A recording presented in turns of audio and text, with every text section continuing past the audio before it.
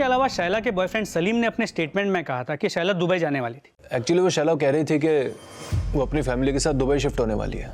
सानिया के दो हस्बैंड जाकिर और आमिर ने भी ये बात कबूली है कि पूरी फैमिली दुबई जाने वाली थी।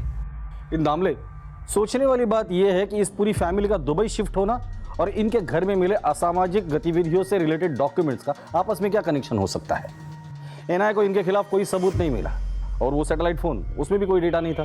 तो फिर पॉसिबिलिटी ये भी बनती है कि कोई इस फैमिली को फंसाना चाहता हो और इस फैमिली को गायब करने के पीछे किसी का कोई मोटिव हो। इन दैट के सबसे ज्यादा फायदा आमिर का हो सकता है, लेकिन कल्प्रिट जाकिर भी हो सकता है या फिर शैला के दो बॉयफ्रेंड भी। इन सब पे नजर रखो। दामले, एक टीम को आगरा भेजो। ये सानिया वहाँ डायमंड बिजनेस से रिलेटेड। नमस्कार, आदाब।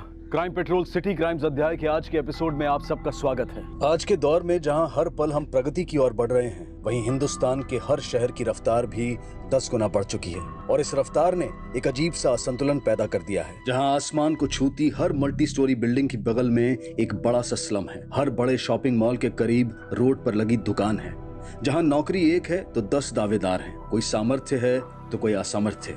एक अजीब सा असंतुलन इस शहर को जकड़े हुए है। एक ऐसा शहर जहां कुछ भी मुफ्त में नहीं मिलता। यहाँ छोटी से छोटी चीज की भी एक कीमत है और कई बार इस कीमत का भुगतान बहुत भारी पड़ सकता है।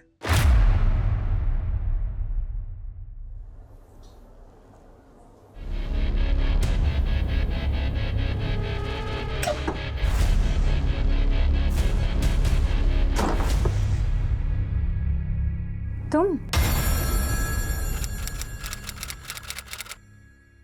शैला कहाँ है यार? 5 बजे निकल जाऊंगा मैं। एक फिल्म करते ही सब अपने आप को सुपरस्टार समझने लगते हैं। शैला रेडी नहीं है क्या? मेरी मर्जी में जहां भी जाऊं, you can't stop me, okay? तुमने अगर मुझे छोड़ा तो मैं तुम्हारा करियर ही नहीं तुम्हें भी खत्म कर दूंगा। तुम्हारी इतनी औकात। शैला 1 घंटे से शॉट रेडी है, पूरी यूनिट वेट कर रही है।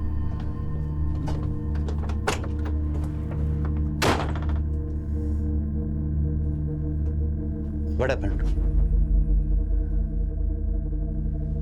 Mahesh, I need a break. I can't work now. I really need to take rest. मैं यहाँ पर पूरा सेट लगा कर बैठा हूँ और तुम्हें ब्रेक चाहिए। I'm sorry Mahesh, पर मुझे 3 दिन का ब्रेक चाहिए। And I promise, वापस आने के बाद मैं एक ही स्ट्रेच में तुम्हारा सारा काम खत्म कर दूंगी। Promise. ठीक है, बट प्लीज अपने वर्ड्स पे रहना। I have invested all the money in this film. I can't suffer losses. Please be back after 3 days. Sure, don't worry.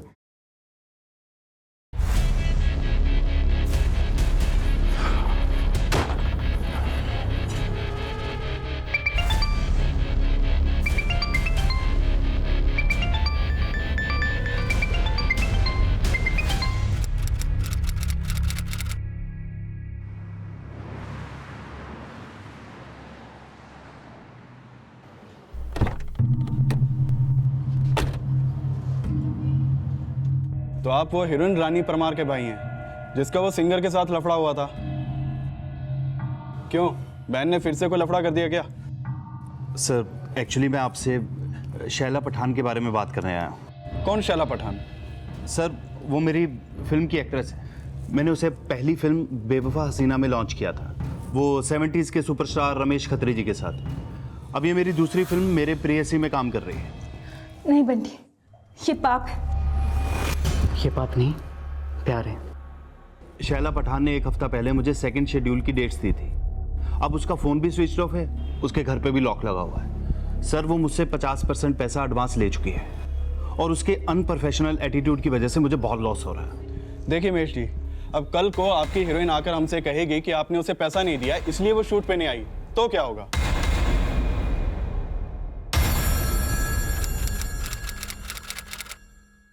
अरे मैंने भी उसको बोल दिया, तू एक्टर है तो क्या हुआ, मैं भी रिपोर्टर हूँ। ऐसा लिखूंगा ना उसके बारे में कि इंडस्ट्री में कोई काम नहीं देगा उसे। हाँ फरमान भाई बोलो। निसार, मुझे एक आर्टिकल छपवाना है तेरे न्यूज़पेपर में। कैसा आर्टिकल?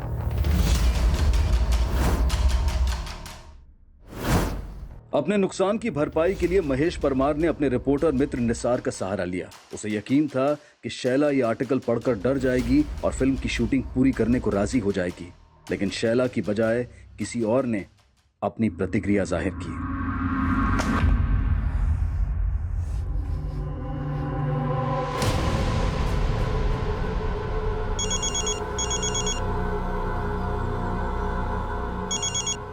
हेलो। ये क्या बकवास लिखी है तूने शैला के बारे में? जो भी लिखा है उसके लिए अगले आर्टिकल में माफी मांग, वरना। एक मिनट, आप है कौन? शैला का अंकल। अंकल? पर शैला है कहाँ? अरे मैं उससे मिलकर सब कुछ क्लियर कर लूंगा। शैला किसी से नहीं मिलना चाहती। हेलो।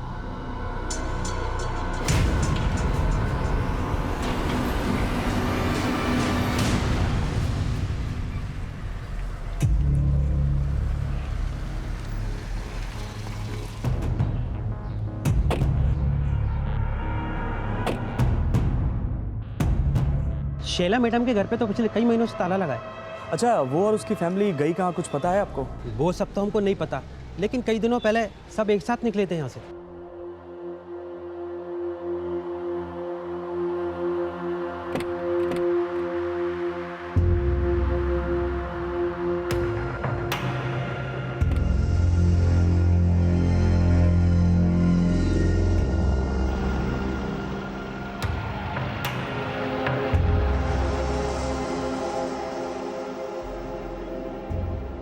लेकिन आप लोग क्या लगते हैं शैला मैडम के, जो उनके बारे में इतना सब पूछ रहे हैं? मैं प्रेस रिपोर्टर निसार, शैला पठान और उसके फैमिली के बारे में कुछ जानना चाहता हूँ।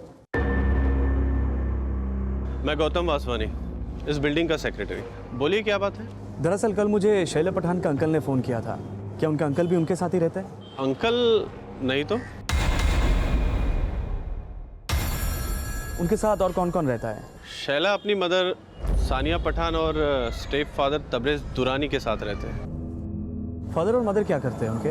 जी इसके बारे में तो मुझे कुछ खास आइडिया नहीं है। उनके भाई बहन भी है ना, वो क्या करते हैं? हाँ, उनकी 2 छोटी सिस्टर्स हैं, शबनम और निखत। शबनम के बारे में तो मुझे कुछ खास पता नहीं है, लेकिन निखत ये शैला की तरह फिल्म इंडस्ट्री में एक्ट्रेस बनना चाहती है। और उनका एक भाई भी है साहिल, वो शायद एमटेक कर रहा है, और उनके साथ उनकी कज़न मुस्कान भी रहती है। अच्छा, उनकी फैमिली गई कहाँ, कुछ आइडिया है आपको? दरअसल खंडाला में इनका एक फार्म हाउस है, वहाँ अक्सर ये कई दिनों तक जाकर रहते थे। आप चाहे तो वहाँ चेक कर लीजिए। देखिए, मेरी आपसे एक रिक्वेस्ट है, आप मेरे और मेरे सोसाइटी के बारे में आर्टिकल्स में कुछ मत लिखिए, क्योंकि मैं इस सोसाइटी के बारे में कुछ बैड रिपोर्ट्स नहीं चाहता।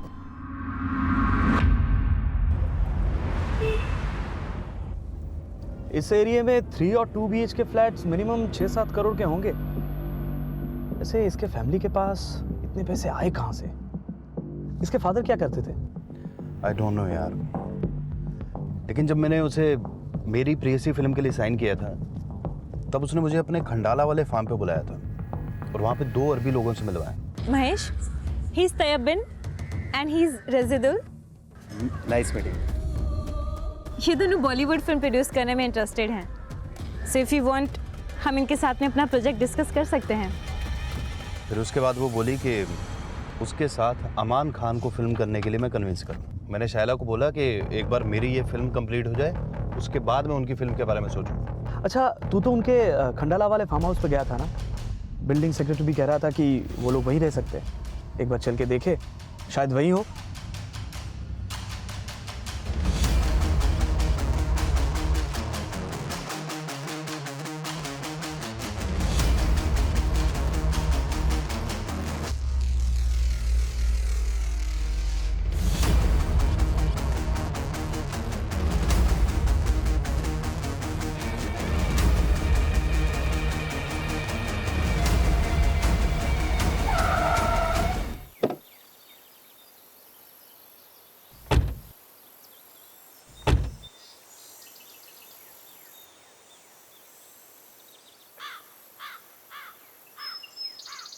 यहाँ पे तो कोई भी नहीं दिख रहा। गार्ड भी नहीं दिख रहा यार। ये दरवाज़ा भी खुला है। चलो अंदर चल के देखते हैं एक बार।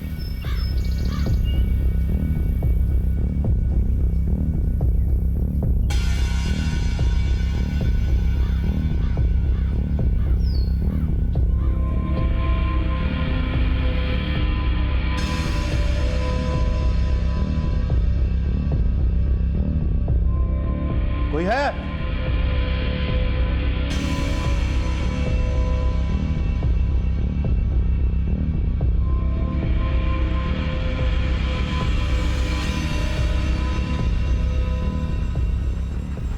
निसार, ऐसे अंदर जाना ठीक नहीं है। कुछ ठीक नहीं लग रहा, तभी तो जा रहा हूं महेश।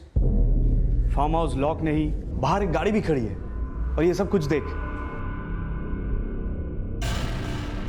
तुम्हें शैला के अंकल ने फोन किया था ना कल? हाँ। एक बार उनको कॉल करके देखो।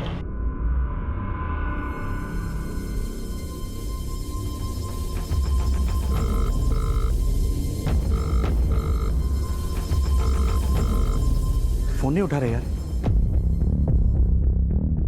महेश, ये शैला और उसकी फैमिली के गायब होने का कुछ तो लफड़ा लगता है। ऊपर से अंकल भी फोन नहीं उठा रहे। मेरे प्रोडक्शन मैनेजर के पास शैला के ड्राइवर का नंबर है। शैला के ड्राइवर को पता होगा कि उसके अंकल कहाँ रहते हैं।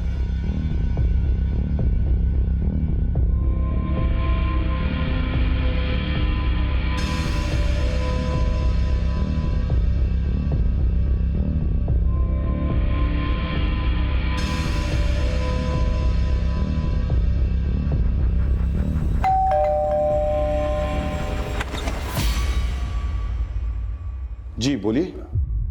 एक्चुअली शैला पठान के ड्राइवर ज्ञान पांडे ने आपका एड्रेस दिया था।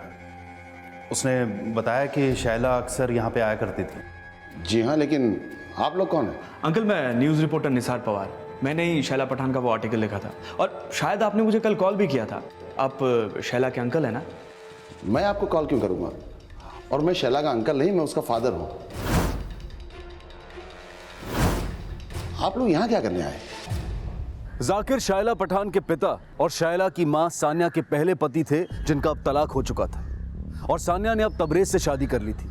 लेकिन शैला के वो अंकल कौन थे जिन्होंने रिपोर्टर निसार को फोन किया था, और पिछले कई दिनों से शैला और उसका परिवार कहां गायब था, इसके बारे में उसके पिता जाकिर को भी कुछ नहीं पता था। और निसार और डायरेक्टर महेश के उनसे मिलने के बाद उनके द्वारा शैला और उसके परिवार की मिसिंग कंप्लेंट दर्ज करवा दी गई, और जल्द ही पुलिस शैला के वर्सोवा वाले घर पहुंची।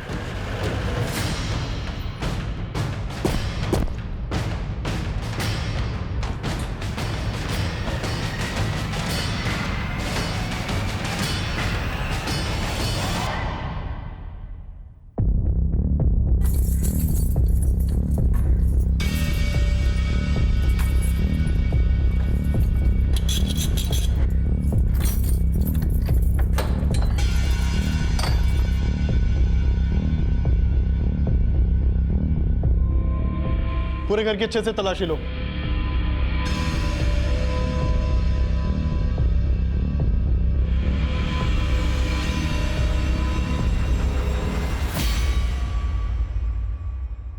ये तो सैटेलाइट फोन है।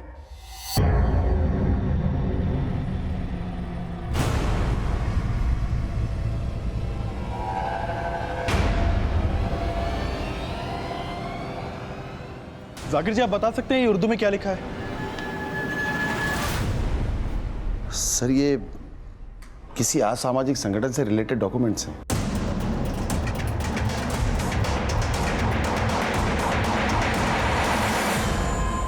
शैला पठान के घर से असामाजिक गतिविधियों से जुड़े डॉक्यूमेंट्स और सुराग का मिलना, और शैला और उसके परिवार का इस तरह से अचानक गायब हो जाना काफी संदिग्ध नजर आ रहा था।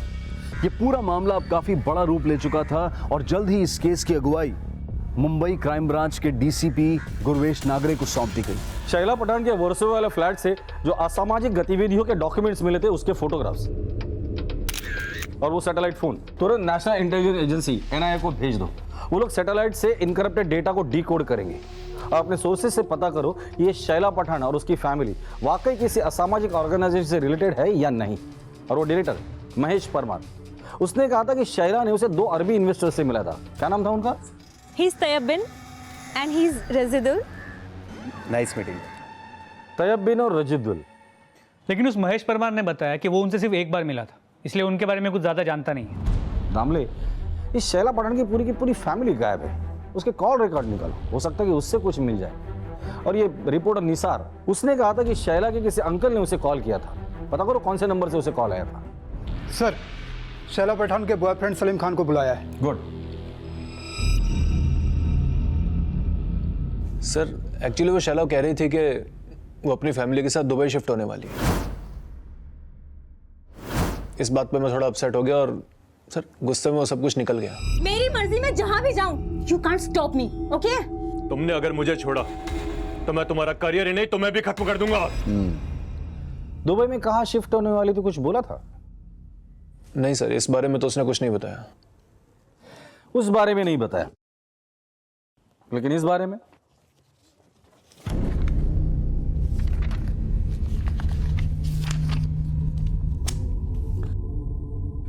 उसका असामाजिक संगठन से संबंध था। इस बारे में तो बताया होगा ना उसने? नहीं सर, अगर मुझे ऐसा कुछ पता होता तो मैं उससे कभी कोई रिलेशन नहीं रखता। कैसा रिलेशन था तुम्हारा शैला के साथ? सर मैं शैला से प्यार करता था। और फैमिली? नहीं सर, उसकी फैमिली के बारे में मैं कुछ नहीं जानता। सर शैला बॉलीवुड की टॉप एक्ट्रेस बनना चाहती थी, लेकिन अचानक से उसका दुबई जाने का फैसला बहुत अजीब लगा मुझे। शायला पठान के बॉयफ्रेंड सलीम के बयान के बाद पुलिस इंडिया से दुबई जाने वाली फ्लाइट्स की पूरी डिटेल्स निकालने के लिए सभी एयरलाइन से कांटेक्ट करने में जुट गई। और शायला पठान की हाउसिंग बिल्डिंग में की गई पूछताछ में सामने आया कि शैला, उसकी मां Sania, step father Tabrez, sisters Shabnam और नेहकत, ब्रदर साहिल और कजन मुस्कान 5 मार्च 2011 की सुबह 2 अलग-अलग कार से कहीं जाने के लिए निकले थे।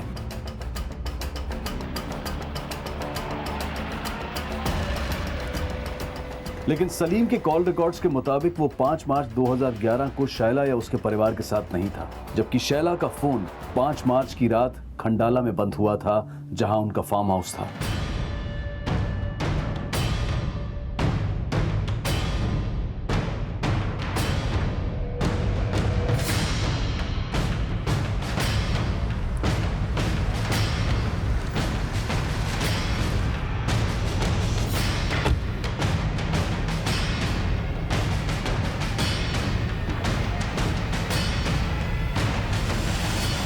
लेकिन फार्म हाउस पर जो कार मिली वो शैला की मां सानिया की थी, जबकि शैला की कार गायब थी।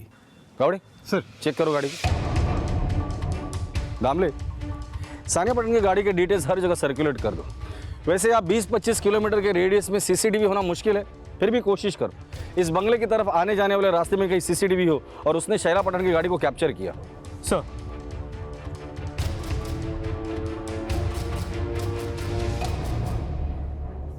पूरे घर की तलाशी लो, एक भी कोना बचना नहीं चाहिए। दामले, यहाँ कुछ तो हुआ है और जिसने ये सब कुछ किया बहुत होशियारी से किया है। फॉरेंसिक को बोलना यहाँ जो भी टेक्निकल एविडेंसेस मिलता है सब जमा करें।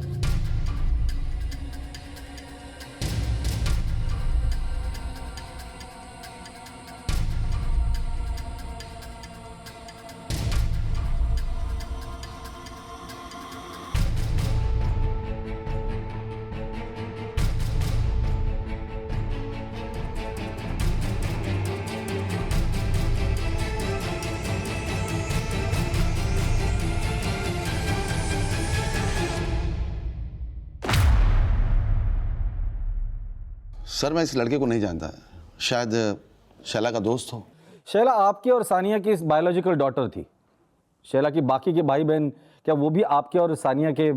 जी नहीं सर, सर शैला और शबनम ये दोनों मेरी बेटी हैं। निखत और साहिल उसके दूसरे हस्बैंड्स हैं। और ये है मुस्कान, ये सानिया की आपा की बेटी है। उसके वालिद का इंतकाल हो गया तो तब से इन्हीं के साथ रहती। लेकिन ये तबरेज, ये तो काफी जवान लगता है। फिर ये निखत और साहिल? नहीं सर, निखत और साहिल ये तबरेज की नहीं, इरफान शेख की औलाद है। हमारे तलाक के बाद सानिया ने इरफान से शादी कर ली थी और काफी समय पहले उसका भी इंतकाल हो गया।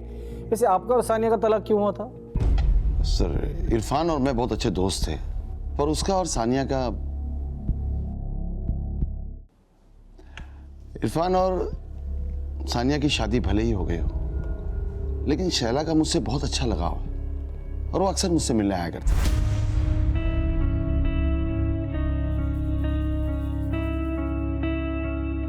आपका गारमेंट एक्सपोर्ट का बिजनेस है ना? जी। कौन सी कंट्रीज में एक्सपोर्ट करते हैं आप? Uganda, Uzbekistan, Tasmania, Nigeria, Kenya. कोई गल्फ कंट्री? जी नहीं। लेकिन सुना है आपकी बेटी शैला के गल्फ कंट्रीज में अच्छे कनेक्शंस हैं। ये तैयब बिन और रजिदुल नाम के 2 अरबी है जो उसके लिए फिल्म प्रोड्यूस करने वाले थे। क्या आप जानते हैं इन दोनों को? जी नहीं, लेकिन आप शैला के बारे में गलत मत सोचिए। वो किसी भी तरह के गलत काम में इन्वॉल्व नहीं हो सकती। लेकिन उसके घर में जो कुछ भी मिला है ना, उससे तो यही लगता है कि वो गलत काम में इन्वॉल्व थी। हैरानी तो मुझे भी है, लेकिन दिल इस बात को मानने के लिए तैयार नहीं है। और बाकी के लोग? सर, शैला के अलावा मेरी और बाकी लोगों से कोई खास बातचीत नहीं थी। अच्छा, ये शैला एक स्ट्रगलिंग एक्ट्रेस थी, फिर वर्सोवा में करोड़ों का घर, खंडाला में प्रॉपर्टी, ये कैसे पॉसिबल हुआ? दरअसल सानिया के अब्बू का आगरा में डायमंड का काफ़ी बड़ा कारोबार था और उनके इंतकाल के बाद वो सारा बिजनेस और वहाँ की सारी प्रॉपर्टी वो सानिया के नाम हो गई। अच्छा, ये सानिया का तीसरा हस्बैंड तबरेज, ये करता क्या है? मैं उसके बारे में तो कुछ नहीं जानता, लेकिन वो तीसरा नहीं सर, वो चौथा हस्बैंड है। चौथा हस्बैंड? जी हाँ। इरफान के इंतकाल के बाद सानिया ने आमिर से शादी की थी। ये आमिर रहता कहाँ है? सर, मुंबई का ही है सर, मिल्लत नगर में कहीं रहता है। ये वही आमिर था जिसने रिपोर्टर निसार को शैला के खिलाफ लिखे गए आर्टिकल पर माफी मांगने की धमकी दी थी और इसने अपने आप को शैला का अंकल बताया था। और निसार द्वारा दिए गए उस नंबर से पुलिस पता कर चुकी थी कि निसार को इसी आमिर द्वारा कॉल किया गया था। शैला ने मुझे बताया था कि वो अपनी अम्मी और भाई बहन के साथ दुबई शिफ्ट हो रही है। ये क्या कह रही है बेटा? तो हमेशा के लिए दुबई शिफ्ट हो रही है? जी अब्बू, और सिर्फ मैं ही नहीं, हम सब भी जा रहे हैं। और तुम्हारी अम्मी का वो स्टोन का बिजनेस और सारी प्रॉपर्टीज? और उसने मुझसे कहा कि सानिया के एब्सेंस में सारा बिजनेस आमिर देखेगा, और जिसके लिए सानिया ने उसे पावर ऑफ अटर्नी भी दी। आपको क्या लगता है, इस आमिर का किसी असामाजिक संगठन के साथ कोई कनेक्शन हो सकता है? इसके बारे में मुझे तो कुछ पता नहीं है सर। आमिर एक गरीब फैमिली से था और सानिया से शादी के बाद उसके पैसों पर ऐश कर रहा है। क्या शैला ने आपको कभी बताया था कि वो दुबई में कहाँ शिफ्ट हो रही है? नहीं सर, उसने मुझसे कहा था कि वो जाने से पहले मुझसे मिलेगी और मुझे बताएगी, लेकिन उसके पहले ये सब। सर, आप आमिर से पूछिए, शायद उसे कुछ पता हो।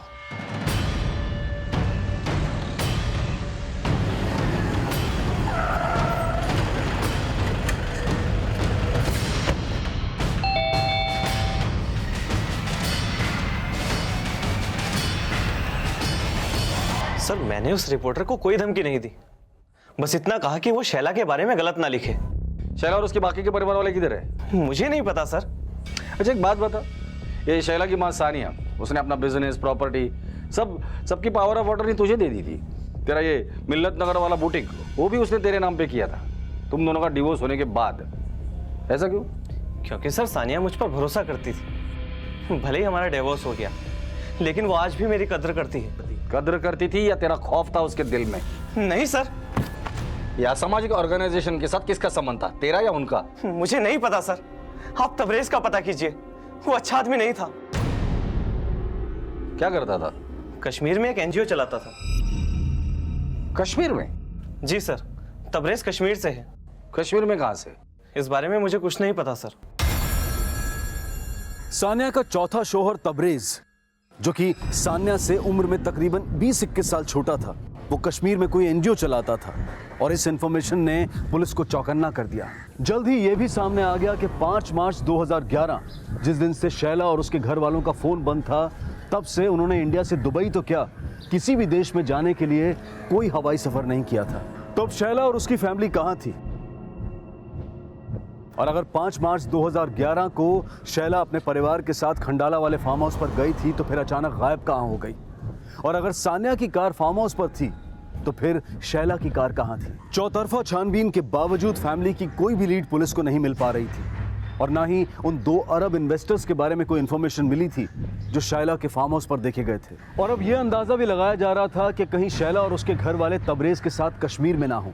लेकिन कश्मीर में तबरेज कहाँ रहता है, कौन सी एनजीओ चलाता है, इसके बारे में कोई जानकारी नहीं मिल पाई थी, और ना ही एनआईए के द्वारा उनमें से किसी के भी उन असामाजिक संगठनों से जुड़े होने का कोई क्लू मिला था। और अब सानिया के पहले और तीसरे शौहर जाकिर और आमिर के भी कॉल रिकॉर्ड्स और एक्टिविटीज में उस असामाजिक संगठन के साथ कनेक्शन होने का पता लगाया जा रहा था। लेकिन आमिर के साथ की गई पूछताछ में पुलिस ये पता लगाने में कामयाब हो गई कि खंडाला के फार्म हाउस से मिले फोटोग्राफ्स में शैला के साथ वो अनजान शख्स नितिन शाह था और जल्द ही उसे पूछताछ के लिए बुलाया गया। सर, एक वक्त था जब शैला और मैं अच्छे दोस्त हुआ करते थे, लेकिन काफी समय से हम दोनों के बीच में कोई कांटेक्ट नहीं है। अच्छा, पर हमने तो सुना कि तुम और शैला शादी करने वाले थे और शादी के बाद दुबई सेटल होने का प्लान था। सर, ऐसा शैला सोचती थी कि मैं उससे शादी करूंगा, लेकिन बहुत ही जल्द मुझे उसकी असलियत पता चली। असलियत? कैसी असलियत? सर, करीब 1 साल पहले मेरी और शैला की मुलाकात एक पेस्ट्री पार्टी में हुई थी और फिर हम दोनों काफी मिलने जुलने लगे।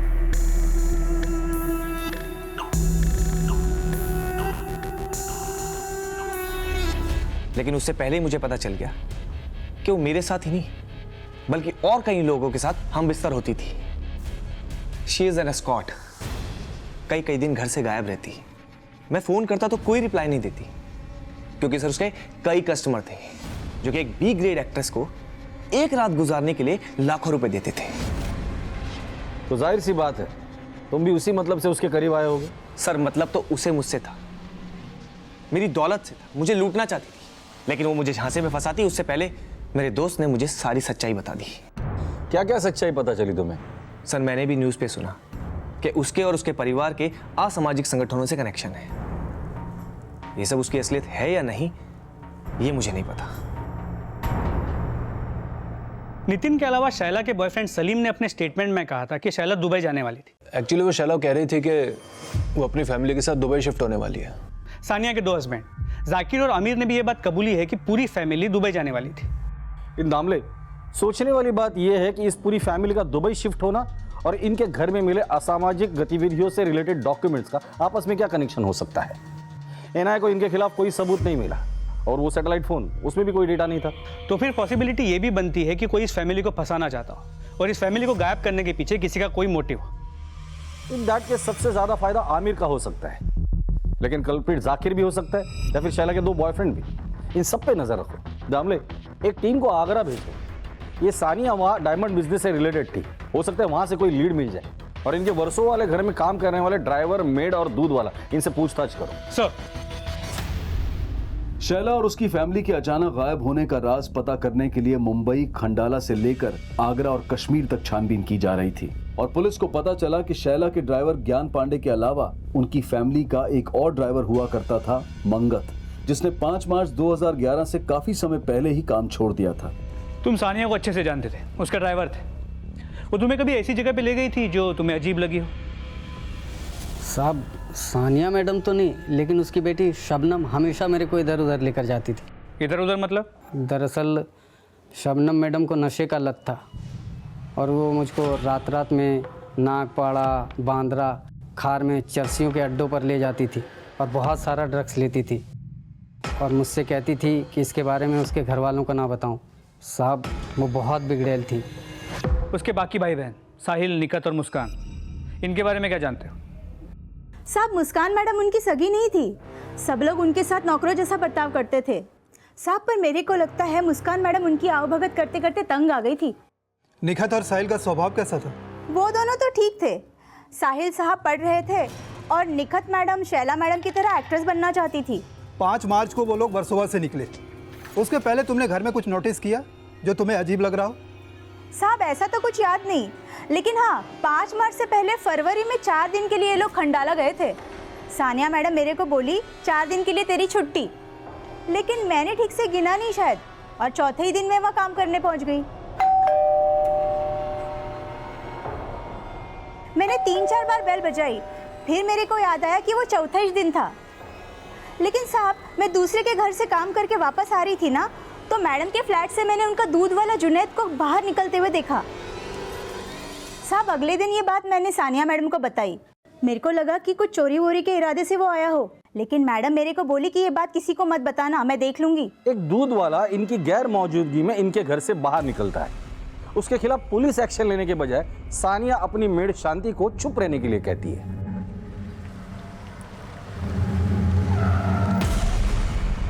ऐसा तभी होता है जब वो इंसान उसका खास हो या फिर राजदार।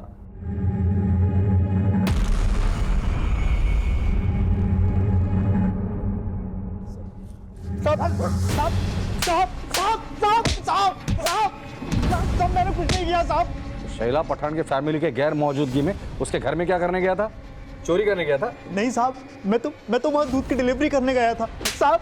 घर के बाहर ताला लगा हुआ था और तू डिलीवरी करने गया था दूध की? नहीं साहब, उस दिन घर पर ताला नहीं था, अंदर सानिया मैम थी।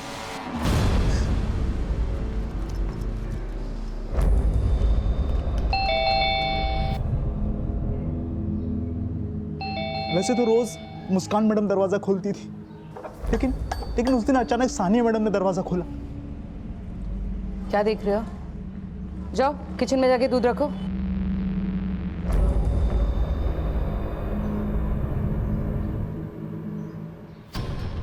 और जैसे ही मैं किचन के अंदर गया, सानिया मैडम पीछे से आई और मुझसे बोली कि घर पर कोई नहीं है। तो क्या? इतने इशारे भी नहीं समझता? वैसे तो हर समय घूरता रहता है। नहीं मैम। शर्मा मत। शर्म तो आपको आनी चाहिए मैडम जी। जवान बेटियां हैं आपकी और आप इस तरह से छी बोलता है मुझे? 2 मिनट लगेंगे मुझे पड़ोसियों को यहां पर बुलाने में। रेप का इल्जाम लग गया ना एक बार तो जिंदगी भर जेल में काटेगा। चुपचाप चल। साहब, अपनी हवस पूरी करने के बाद वो बोली कि मैंने उसका रेप किया है और अगर मैंने उसकी बात नहीं मानी तो वो मुझे। साहब, जब तक उसके परिवार के लोग नहीं आ गए वहां पर, तब तक मुझे जबरदस्ती वहां रहना ही पड़ा। हमसे बचने के लिए कोई कहानी तो नहीं सुना रहा है? नहीं साहब, ये बात सच्ची है। अगर ये दूध वाला जुनैद सच बोल रहा है तो हो सकता है उसी ने सानिया से बदला लेने के लिए सानिया और उसके पूरे परिवार को गायब कर दिया। दामले, सोचने वाली बात यह है कि शैला की मां सोनिया, उसका चौथा पति तबरेज, उससे उम्र में कम से कम 20-21 साल छोटा होगा। उसके बावजूद उसने दूध वाले जुनैद के साथ वो सब कुछ किया। तो हो सकता है कि उसका कोई सीक्रेट लवर भी हो और इस सीक्रेट लवर का किसी असामाजिक संगठन के साथ कोई कनेक्शन हो। कमजोरियां तो शैला और शबनम की भी थी। शैला एस्कॉर्ट सर्विस से जुड़ी थी और शबनम ड्रग एडिक्ट।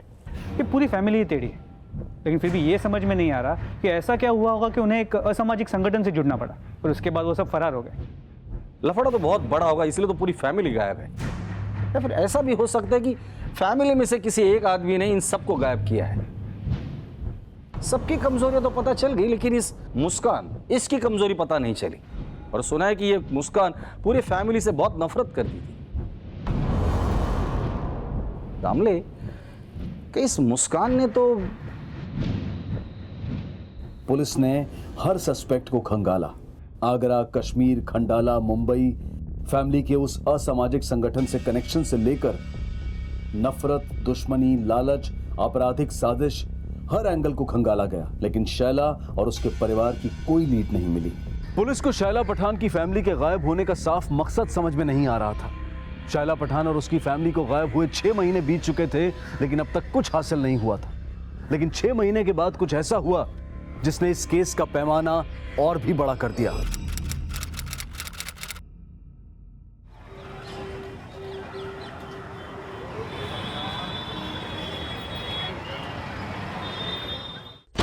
और विस्फोट के चंद घंटों बाद ही एक ईमेल के द्वारा इस ब्लास्ट की जिम्मेदारी उस असामाजिक संगठन द्वारा ली गई जिनसे शैला और उसके परिवार का कनेक्शन होने का शक खड़ा हुआ था। और एनआईए के ऑफिसर धर्मेश कटारिया को इस ब्लास्ट की जांच सौंपी गई और जल्द ही वो आईपी एड्रेस ट्रैक कर लिया गया जहां से वो संदिग्ध मेल भेजा गया था। वो मेल कश्मीर के एक साइबर कैफे से भेजा गया था जहां पर एनआईए ने रेड मारी और कई संदिग्धों को गिरफ्तार किया। और उसी एरिया से पुलिस ने एक अज्ञात कार भी बरामद की और पाया गया कि ये कार मुंबई के वर्सोवा एड्रेस पर शैला पठान के नाम रजिस्टर्ड थी। ये वही कार थी जिसमें 5 मार्च 2011 को शैला को अपनी फैमिली के साथ कहीं जाते हुए देखा गया था। शैला पठान 6 महीने से अपने फैमिली मेंबर के साथ गायब है और उनके घर से असामाजिक गतिविधियों से जुड़े डॉक्यूमेंट्स और सैटेलाइट फोन भी मिला है। और गाड़ी यहाँ पर कश्मीर में मिली है। हो सकता है वो 6 महीने से यहीं पर रह रहे हो। हमें भी ऐसा ही शक था। शैला पठान का स्टेप फादर तबरेज, वो कश्मीर से। आप ऐसा कीजिए, शैला और उसके स्टेपफादर तबरेज और बाकी फैमिली मेंबर्स की डिटेल भेज दीजिए। हम यहाँ पर ढूंढते हैं उन्हें, हो सकता है वो यहीं पर छुपे हों। ठीक है सर। शैला के स्टेपफादर तबरेज समेत शैला पठान के हर फैमिली मेंबर को एक बार फिर से एनआईए के द्वारा इन्वेस्टिगेट किया जा रहा था और फोरेंसिक टीम को शैला पठान की गाड़ी में एक ट्रैवल एजेंसी का विजिटिंग कार्ड मिला था।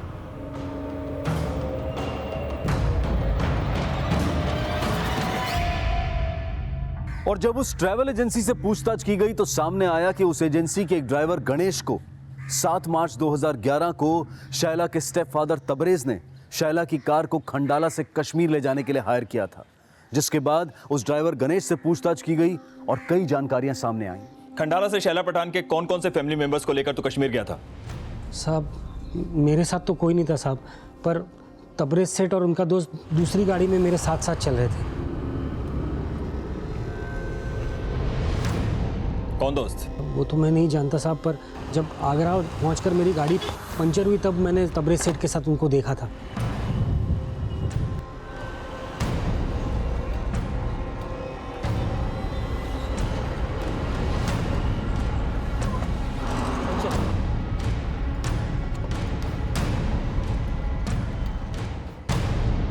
सर, ये राशिद खान है। शैला के स्टेपफादर तबरेज के साथ मिलकर कश्मीर के पुलवाना एरिया में एनजीओ चलाते थे, लेकिन ये दोनों सोशल वर्क नहीं बल्कि चैरिटी के नाम पे चंदा इकट्ठा करते थे। तबरेज वहां से असेंबली इलेक्शन भी लड़ा था और हार गया, और उसके बाद वहां से लाखों रुपए लेके गायब हो गए।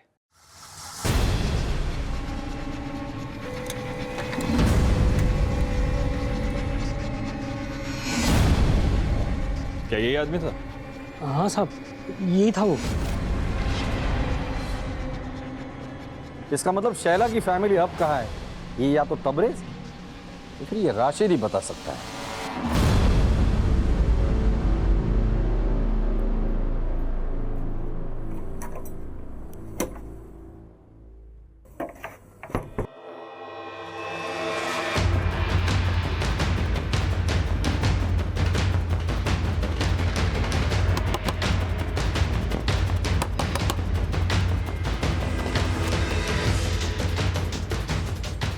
आखिरकार राशिद को एनआईए टीम ने दिल्ली निजामुद्दीन से अरेस्ट कर लिया और उसके बयान के मुताबिक जल्द ही एनआईए को तबरेज के ठिकाने का भी पता चल गया।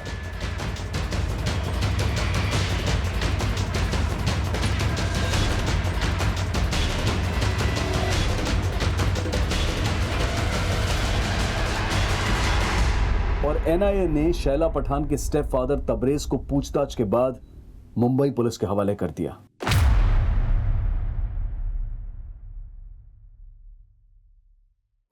साहब, मैंने धर्मेश साहब को ही बताया, मेरा इस बॉम्ब ब्लास्ट से कोई लेना देना नहीं है, मैं कुछ नहीं जानता। बताया उन्होंने मुझे, लेकिन शैला पठान की फैमिली के गायब होने के बारे में तो तुझे पता होगा। देख तबरेज, अपना मुंह खोल दे, क्योंकि तेरे राशिद ने अपना मुंह खोल दिया है। 5 मार्च की रात वो तेरे साथ तेरे खंडाले वाले फार्म हाउस पे था, ये पता चल चुका है हमें। बोल बोल। साहब, इस राशिद को मैंने खंडाला वाले फार्म हाउस पे जॉब पे लगवाया था, क्योंकि इस सानिया से तंग आ गया था मैं। झूठे सपने दिखाए थे इसने मुझे कहती थी कि मैं हीरो जैसा लगता हूँ और मुझे अपनी बेटी की तरह फिल्म इंडस्ट्री में हीरो बनाएगी। अपना पति बना के मुझे नौकर बना दिया था उसने। मुझसे शादी करने के बाद उसने अपने ड्राइवर मंगत की भी छुट्टी कर दी और मुझे ड्राइवर ही नहीं बल्कि डिलीवरी बॉय बना दिया था। इतना ही नहीं सर, मुझे शौहर बनाकर उसने पावर ऑफ अटर्नी अपने तीसरे पति आमिर के नाम कर दी। पानी नाक के ऊपर हो गया था सर, इसलिए 5 मार्च की रात को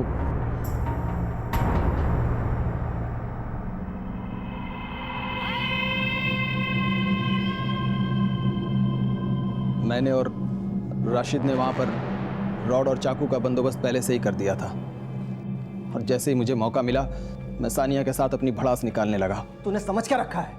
नौकर बनाने के लिए शादी की थी तूने मुझसे? फिर इतनी मजाल मुझसे ऊंची बात में बात करता है।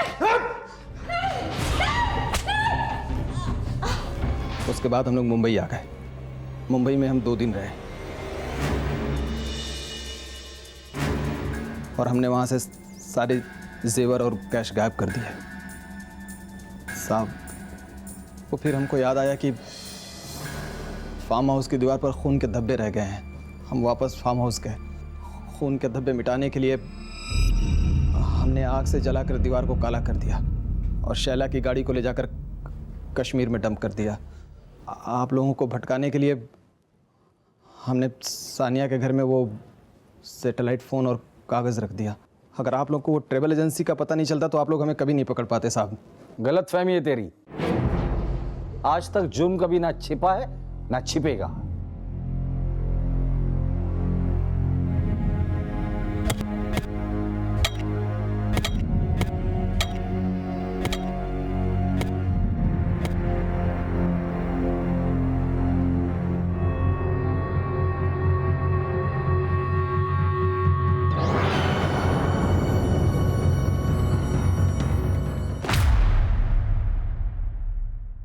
पुलिस ने जब इन बॉडीज का पोस्टमार्टम करवाया तो पता चला कि शायला पठान और उसकी बहनों शबनम और मुस्कान के लंग्स में मिट्टी थी, जो इस बात की तरफ इशारा कर रही थी कि जब उन्हें दफनाया गया था तब वो जिंदा थी। लेकिन इस परिवार को जिंदगी से रुखसत करने वाला तबरेज भले ही कितना बड़ा अपराधी हो, पर सच्चाई ये भी है कि शैला की मां सान्या ने अपनी जिंदगी में खुद इन अपराधों को न्योता दिया और अपने परिवार को एक लापरवाह परवरिश, ऐसी लापरवाह परवरिश कि ना तो परिवार में से किसी को सही और गलत की परवाह थी और ना ही कभी उन्हें इस बात का एहसास हुआ कि उनका ये लापरवाह रवैया कब तबरेज जैसे अपराधियों को उनकी जिंदगी को तबाह करने के लिए उकसा देगा। अब मैं अनूप सोनी आपसे विदा लेता हूं। फिर मुलाकात होगी अगले एपिसोड में एक और चौंका देने वाले केस के साथ। तब तक अपना और अपने परिवार का ख्याल रखें और देखते रहें क्राइम पेट्रोल सिटी क्राइम्स। सबक एक को सीख हम सबको। जय हिंद।